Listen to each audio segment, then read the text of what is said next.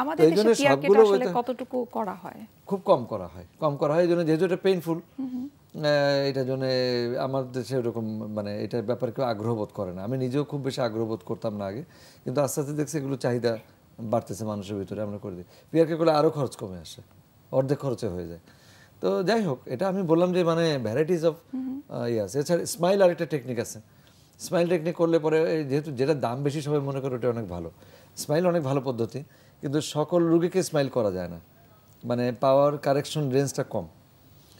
কিন্তু ওটারও এক ধরনের সেফটি লেভেল আছে, আবার কমপ্লিকেশনের চান্সও আছে, সবটারই আছে। আসলে কোনোটারই দোষ কোনোটা ভালো মন্দ এরকম না, ডিপেন্ড করে সার্জনের উপরে বা রুগীর ভাগ্যের উপরও খানিকটা। সবসময় একই কাজ আমরা ধরেন আমরা প্রতিদিন আপনারা রান্না করেন না বাসায়, যতই আমরা যাই রান্নাটা করেন, তো কোনো দিন তো তরকারি পুড়ে যায়, কোনো কারণে যায়, কোনো দিন লবণ একটু কম হয়, এটা হয়ই, যতই এক্সপার্ট হন কিছু না কিছু হবে।